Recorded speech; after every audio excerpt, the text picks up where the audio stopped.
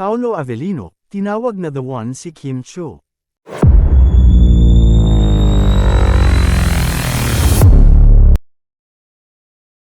Hindi lamang sa larangan ng pag-ibig nangunguna ang kapamilya stars na sina Kim Chiu at Paolo Avellino.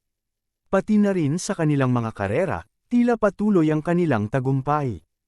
Ayon sa mga ulat, tiyak na magiging matagumpay ang kanilang pinakabagong pelikula, kung saan muling magkakaroon ng pagtutulungan sina Kim at ang kanyang rumored na boyfriend na si Paolo Avellino. May mga balitang nagplano na ang mga nag-oorganisa ng mga screening ng pelikula na inaasahang aabot sa milyon ang kikitain nito sa takilya. Sa nasabing proyekto, tinanong ng entertainment press si Paolo kung si Kim na ba ang kanyang The-One. Sagot ni Paolo, "Syempre, bakit naman hindi? Sa ngayon, itong panahon na ito, hayaan natin siyang mag-enjoy. Huwag natin siyang madaliin o pangunahan. Siya ay napaka-espesyal sa akin." Makikita sa mga pahayag ni Paolo na binibigyan niya ng halaga ang kasalukuyang sitwasyon nila ni Kim, at hindi niya nais na madaliin ang kanilang relasyon. Binibigyang diin niya ang kahalagahan ng pagtamasa ng kasalukuyang mga sandali, at ipinapakita ang paggalang sa personal na oras ni Kim.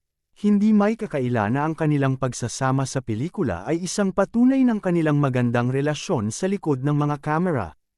Sa kabila ng mga tsismis at haka-haka tungkol sa kanilang relasyon, tila patuloy ang kanilang pagpapakita ng suporta sa isa't isa sa kanilang mga proyekto. Ang kanilang partnership sa pelikula ay inaasahang magdadala ng bagong enerhiya at sigla sa kanilang mga tagahanga, na tiyak na sabik na makita ang kanilang pagganap sa parehong proyekto.